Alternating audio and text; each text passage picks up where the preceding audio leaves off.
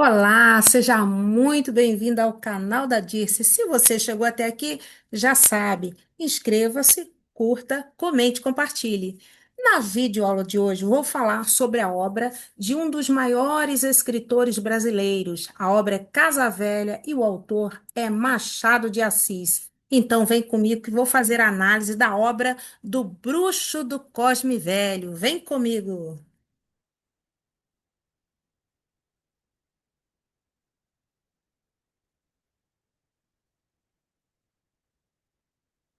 A obra se chama Casa Velha e é uma obra que ficou por muito tempo escondida, foi descoberta, foi redescoberta por Lúcia Miguel Pereira, que é uma estudiosa machadiana, é uma crítica literária que conseguiu reunir o folhetim e publicar em formato de livro. Então, vamos primeiro aqui, vou mostrar a capa de uma edição, que é essa aqui é uma edição, e vou fazer, a princípio, um resumo, né, da história para começar a análise. Então, de que trata a obra Casa Velha do Bruxo de Cosme Velho, apelido de Machado de Assis, né? Presidente, fundador da Academia Brasileira de Letras. Em outros vídeos eu já falei sobre a biografia de Machado de Assis. Então, vou contar um pouco da história de Casa Velha antes de começar a fazer a análise. Então, qual é o assunto do livro? O assunto é o seguinte: um cônego, por achar que o livro do padre Luiz Gonçalves era medíocre, ele resolveu escrever para mostrar que não só de sermões e rezas viviam os padres, e ele consegue escrever um livro sobre política, um livro que falasse sobre a época de Dom Pedro I. Então, ele resolve fazer uma pesquisa numa biblioteca da Casa Velha. E nesta Casa Velha havia biblioteca de um ministro da época de Dom Pedro, que já havia falecido, e lá continha documentos nessa biblioteca que contavam sobre os acontecimentos políticos da época. Então, esse cônego resolveu escrever a história desta época. E quem é que morava nessa casa velha? Nessa casa velha vivia a dona Antônia, que era a viúva desse ministro, né? E ela era mãe de Félix. E também ela possuía uma agregada chamada Lalau. O padre, esse cônego que foi escrever, ele foi recebido lá nesta casa velha com todas as honras por Dona Antônia e pelo seu filho Félix. E este o assessorava em tudo, acompanhava a sua pesquisa, demonstrava sempre boa vontade. Assim como a Dona Antônia, o Félix era muito educado, era fino, era prestativo, era um verdadeiro filho de ministro. Um dia, o cônego estava fazendo a sua pesquisa e ele teve contato com uma moça muito bonita que tinha o apelido de Lalau. O nome dela era Cláudia. Ela era educada, viva, sorridente, transbordava vida pelos olhos e o coração. Uma menina muito bonita.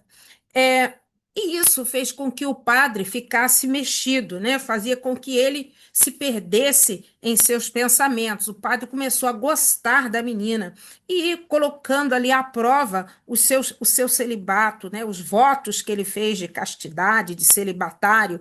Então, isso começou a mexer com ele.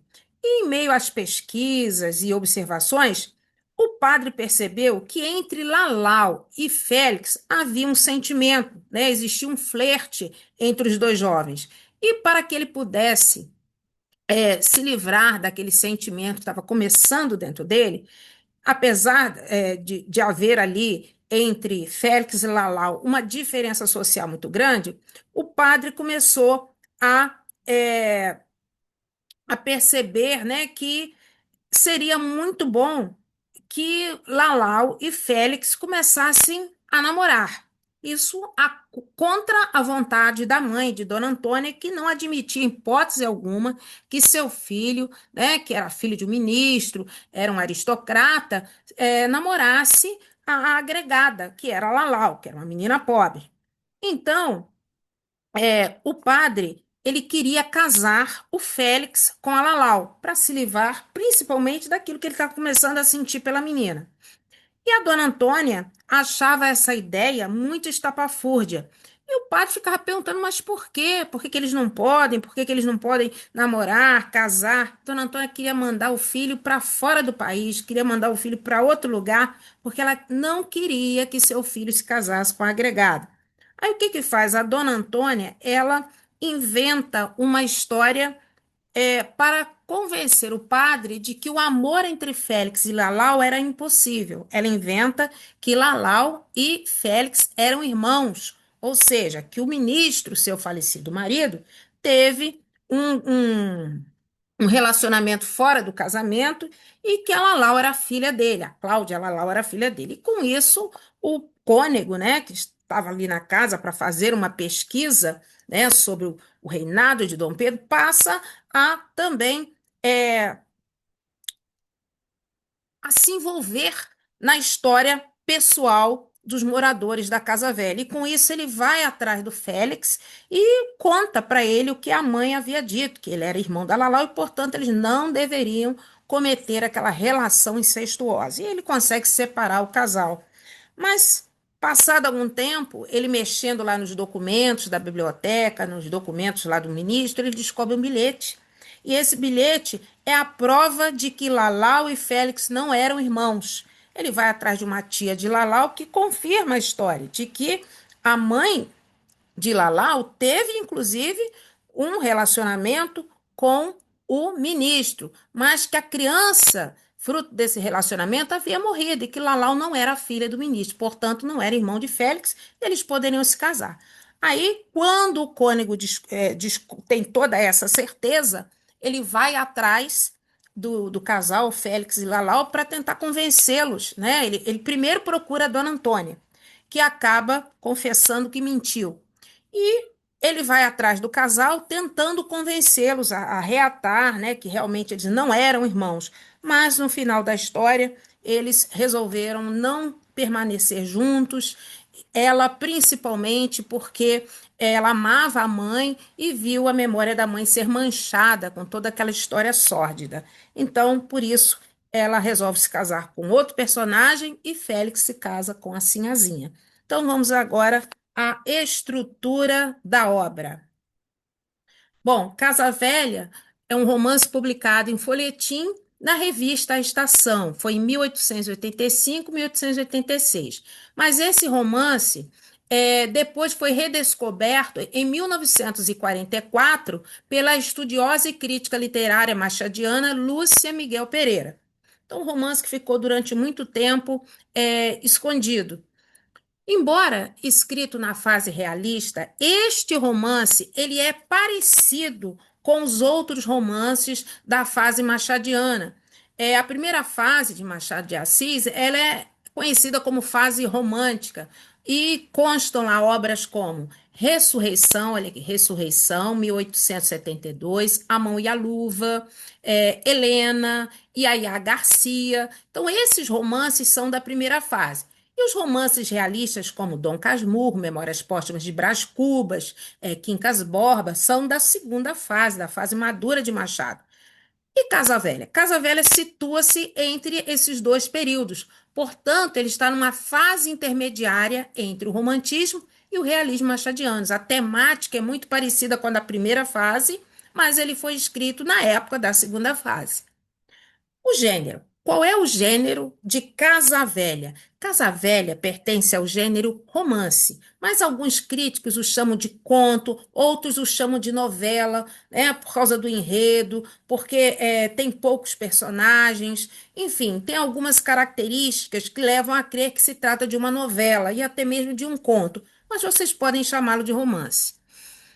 O tempo da narrativa. A narrativa é o tempo da narrativa ela é contada em 1839, justamente o ano em que Machado de Assis nasceu. Será isso uma coincidência? Então, aqui, o que a gente pode dizer é o seguinte, que Machado de Assis, ele nasceu né, numa chácara que ficava no Morro do Livramento, a Chácara do Livramento. Quem administrava essa chácara era uma matriarca que se chamava Maria José de Mendonça Barroso Pereira. Ela era madrinha de Machado de Assis. E assim como a Dona Antônia, personagem da obra Casa Velha, essa matriarca era viúva também de um ex-ministro de Dom Pedro I, Bento Barroso Pereira. Portanto, muitos estudiosos julgam que Casa Velha é um romance autobiográfico que o Machado nasceu também viveu, né, como agregado nesta casa velha, dessa chácara, e era composta por uma casa grande, com biblioteca, capela, intensa movimentação de trabalhadores, escravos livres ou agregados, né? E agregados, escravos, livres e agregados. Então, ele mora num ambiente muito parecido com o que é descrito na ficção Casa Velha. Bom, a linguagem usada por Machado de Assis obedece à norma culta, com termos arcaicos como cousa, dous, doudo, e o narrador. O narrador é em primeira pessoa, então é um narrador personagem. A história é narrada por um padre, um cônego, né, um cônego imperial, que na época em que esteve na Casa Velha, ele tinha 32 anos. Bom, agora eu vou falar um pouco sobre o contexto histórico de Casa Velha. Vamos lá? Casa Velha tem como contexto histórico o período da regência, a regência, o primeiro reinado de Dom Pedro I, 1835 a 1845. E é citado em alguns diálogos do livro. Separei dois fragmentos para provar o contexto histórico. Então, primeiro aqui. Lá no capítulo 1, não desejo ao meu maior inimigo o que me aconteceu no mês de abril de 1839. Tinha me dado na cabeça escrever uma obra política, a história do reinado de Dom Pedro I. Então, aqui o capítulo 1 já diz aqui o contexto histórico aqui da história. Mais um fragmento para provar esse contexto histórico está lá no capítulo 6.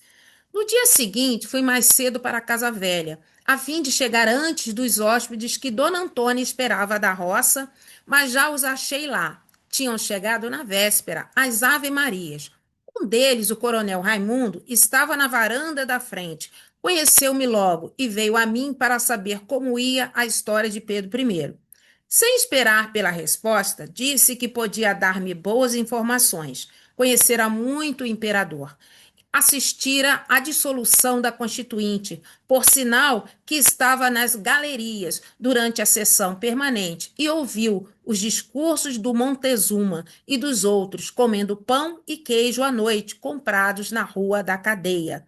Uma Noite dos Diabos. Então, o capítulo 6, né, fragmentos do capítulo 1, do capítulo 6 mostram esse contexto histórico do período da regência de Dom Pedro I.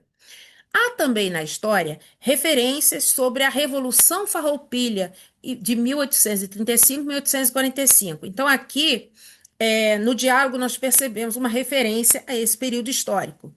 Era na varanda, na manhã seguinte. Quando ali cheguei, dei com Dona Antônia só, passeando de um para outro lado. A baronesa recolhera-se e os outros tinham saído a cavalo. Depois de alguma espera, para que eu os visse, mas cheguei tarde. Por que não fui mais cedo? Não pude. Estive sabendo as más notícias que vieram do sul.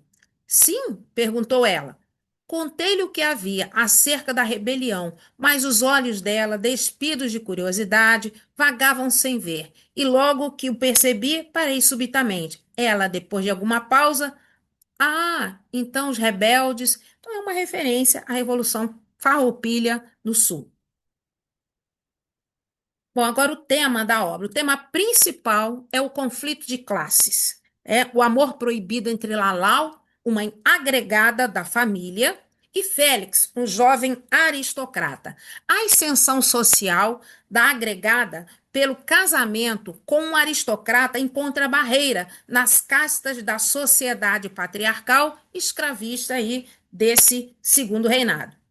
Bom, aqui é, para do primeiro reinado, perdão.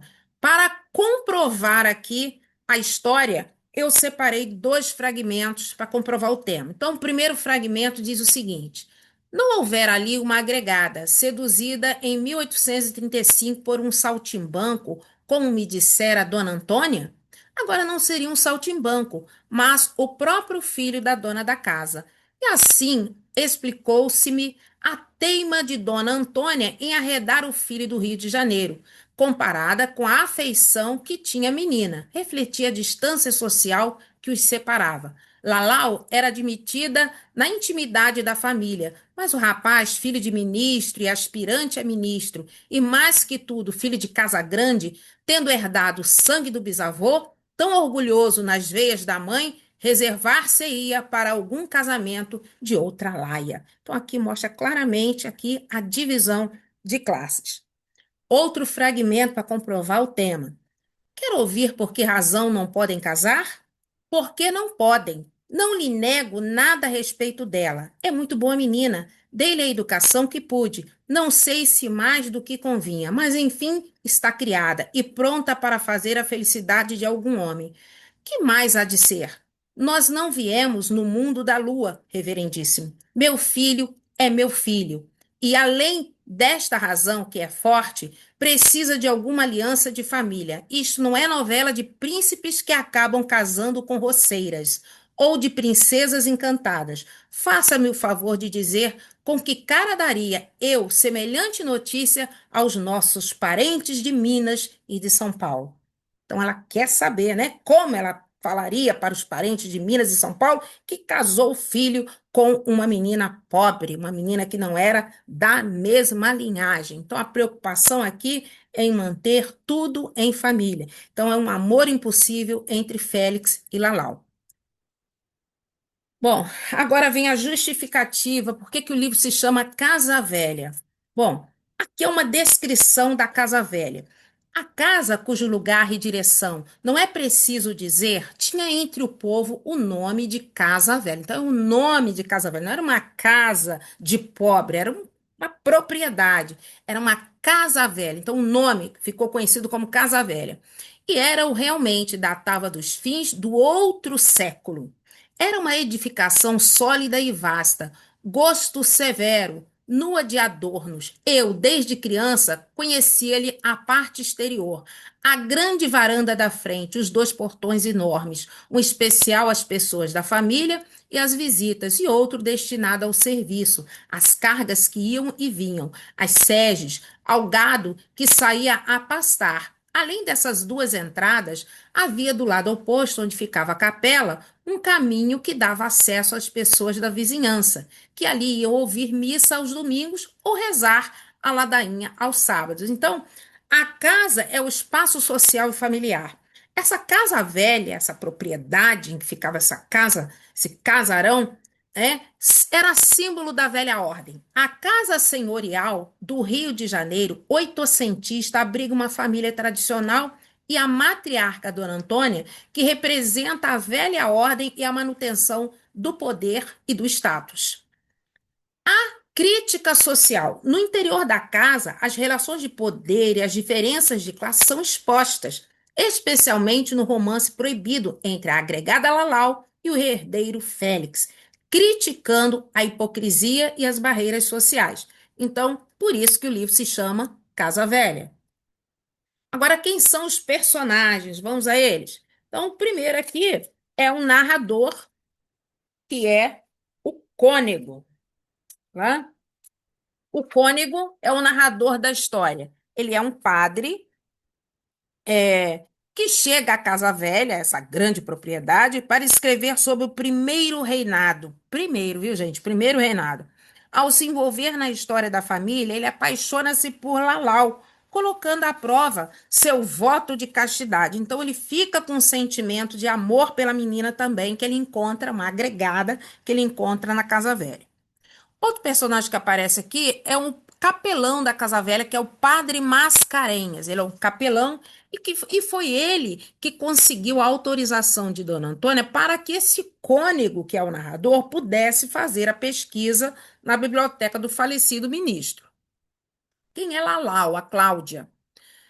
A Lalau é uma jovem agregada à família, órfã e de pouca posse. Ela é descrita como bela e de espírito livre, despertando a atenção de Félix e até mesmo do cônego. Essa menina, ela foi educada pela dona Antônia, que ensinou tudo a ela.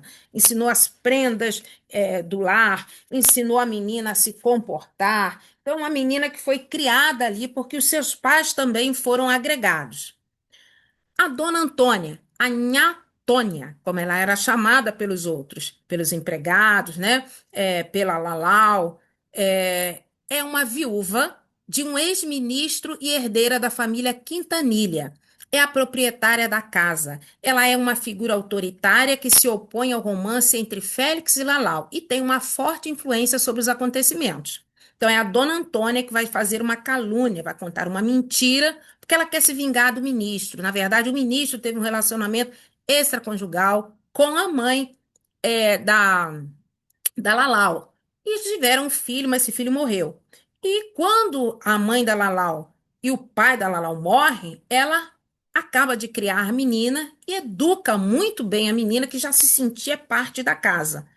Mas a dona Antônia tem ali dentro dela um sentimento de vingança, né? Um sentimento de que foi traída muito grande, por isso ela não permite o casamento dos dois. Então, o sentimento de vingança dela é maior do que o sentimento de felicidade do próprio filho. Tanto é que ela quer afastar o filho, quer que o filho vá para a Europa, para outro país, pede até que o padre o leve para que ele não fique com Lalau. Quem é o Félix? O Félix é o filho da dona Antônia, é um personagem fraco. É um jovem burguês que se apaixona por Lalau e ele se vê dividido entre os desejos da mãe e a paixão pela agregada, mas ele não tem forças para decidir sobre a própria vida. É um personagem masculino fraco. Romão Soares é o pai de Lalau falecido. Ele também era agregado da Casa Velha. Ele exercia um ofício mecânico e antes pertencer à guarda de cavalaria de polícia. Benedita Soares é a mãe de Lalau, também falecida. Foi agregada também da Casa Velha, filha de um escrivão. Segundo Dona Antônia, ela foi uma das mulheres mais bonitas desde os tempos do rei. Gira. Gira é um cineiro preto velho e doudo, que significa doido. A Lalau era a única que lhe dava atenção e que ouvia suas histórias. Ele cantava cantigas africanas, sacudia o corpo para acompanhar a toada. Então, esse Gira, esse cineiro, lembra muito um outro cineiro de uma crônica machadiana, né? Um cineiro que toda vez ele tocava o sino quando havia um fato histórico novo, né? Ele tocava o sino. Então, o Gira me faz lembrar muito esse personagem de uma crônica O Cineiro de Machado de Assis.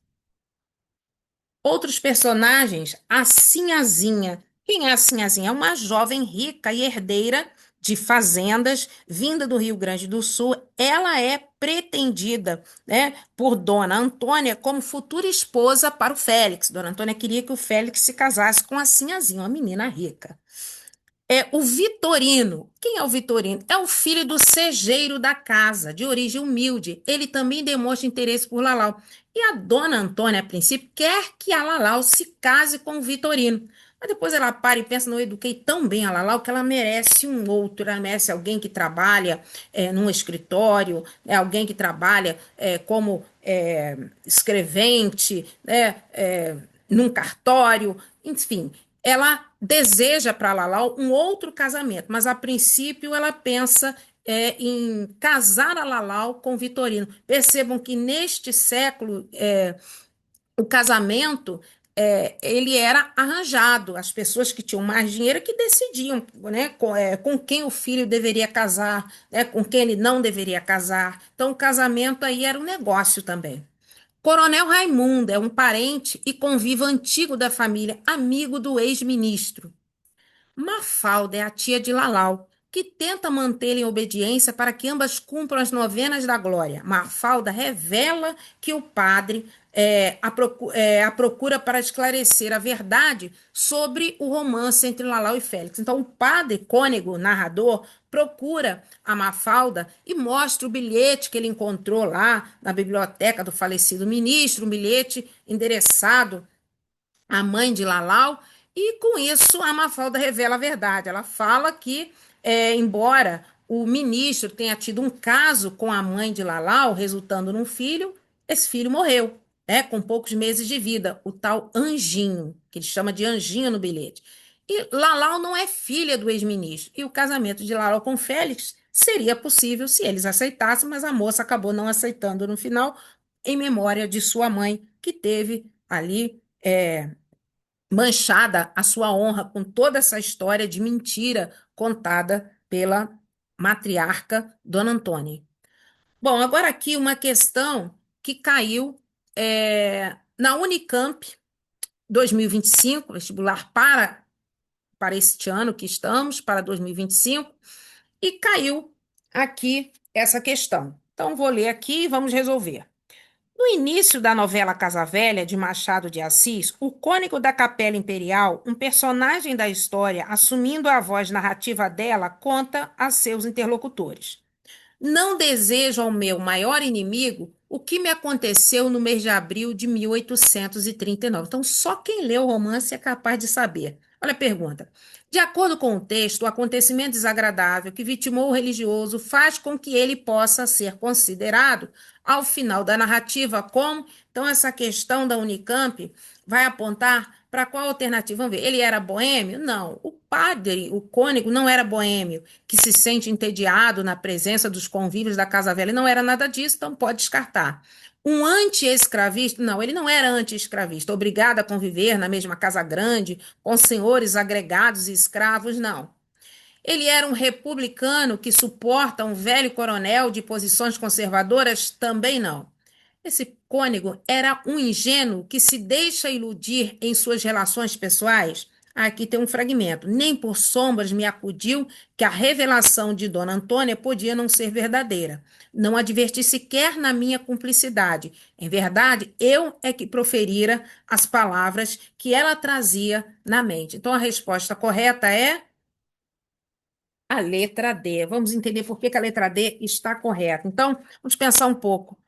Pelo resumo que eu fiz da história, essa alternativa D está correta porque o cônego ele foi enganado pela Dona Antônia. Ele foi um personagem ingênuo. Ele foi manipulado pela Dona Antônia para separar Félix de Lalau, sem dar conta, né, dos planos da viúva para impedir o casamento da Lalau com seu filho. Então, por esse motivo, ele não deseja a ninguém o que lhe aconteceu naquele período em que viveu na Casa Velha. Ele não deseja a ninguém passar pelo que ele passou, né? Ele ser cúmplice ali de uma mentira, ser levado a mentir, ser enganado, né? E também mentir para Félix e Lalau. Depois ele tenta arrumar a situação, mas já era tarde demais. Outra questão é a questão prova discursiva, também da Unicamp, 2025. Então, aqui, nessa prova, começa com o seguinte enunciado. Em 1943, Lúcia Miguel Pereira, importante estudiosa da obra de Machado de Assis, publicou em livro a novela Casa Velha, que havia aparecido seriamente na revista A Estação entre janeiro de 1885 e fevereiro de 1886. Ao comparar essa novela com os primeiros romances machadianos, ela nos diz: Lalau, a heroína de Casa Velha, é igualmente criada por uma viúva rica, cujo filho amava. A velha senhora lança a mão de uma calúnia para separar os namorados, e desfeita esta, a moça se retrai, recusa entrar para uma família que a desdenhara, volta resignada, mas triste ao meio humilde de onde sonhara sair. Então aqui, a fonte aqui, né, é de Lúcia Miguel Pereira e Machado de Assis, saiu da obra Machado de Assis, estudo crítico e biográfico. Aí vem a primeira questão. Considerando a casa como um microcosmo da sociedade brasileira, dos tempos da regência, identifique e explique as posições ocupadas pelas duas personagens femininas mencionadas no texto, ou seja, pela Dona Antônia e pela Lalau. Então, vamos lá. Então, o que que você pode falar sobre ela? Vamos a uma resposta, a um padrãozinho de resposta possível aqui. O que que você pode falar sobre as duas personagens femininas? Bom, a Dona Antônia pertence à classe senhorial do Brasil do século XIX, enquanto Lalau é uma agregada da família. Uma e outra retratam dessa forma a dinâmica social de dominação que marca a sociedade do período. A Dona Antônia é uma mulher de posses, proprietária de escravos, que tem influência econômica e política, até pela posição ocupada por seu falecido marido no governo. Lalau é uma moça livre e pobre, beneficiária dos favores de Dona Antônia. Ela foi educada por Dona Antônia, mas apesar de ter sido criada pela senhora, se mantém em uma posição de subalternidade em relação a ela. Então, essa seria uma resposta possível. A próxima questão é a seguinte: reconte aqui, brevemente, a calúnia que separou Lalau de seu amado e como tal calúnia foi desfeita, citando os personagens envolvidos em ambos os processos. A seguir, tendo em conta a estrutura social do Brasil da época, ofereça uma interpretação para o fato de haver uma dificuldade na união entre Lalau e seu amado. Gente, para responder a estas questões, somente quem leu a obra consegue responder. Então, tem que ler a obra, porque senão você não consegue responder. Então, uma possível resposta seria: Dona Antônia, desejando separar Lalau e seu filho, insinuou ao cônego que a menina era a filha de seu falecido marido. Então, ela conta uma mentira para o cônego, que é o narrador da história. Ao final, o narrador encontrou um bilhete e acabou descobrindo ter sido enganado pela senhora, com o auxílio da tia Mafalda de Lalau. A agregada Lalau, com o intuito de reafirmar sua dignidade, mesmo após a mentira ter sido desfeita, recusou o casamento com Félix, pois a memória de sua mãe fora manchada com a descoberta do caso extraconjugal entre a mulher e o marido de Dona Antônia. A resistência da senhora da Casa Velha à união dos jovens pode ser explicada pelos distintos lugares sociais ocupados pelas personagens, sendo inadmissível, naquele contexto, que a agregada da casa se casasse com o filho de uma importante família no Brasil do século XIX. Então, uma possível resposta, e assim, vamos agora terminando aqui, né, a nossa videoaula. Desejo a todos uma excelente leitura. Esse romance é muito bom, Casa Velha, né? Lembrando que é muito bom por ser de Machado de Assis, que é uma leitura que faz de qualquer tema uma leitura envolvente. Então, muito obrigada pela participação e aguardo você para a próxima videoaula. Um forte abraço.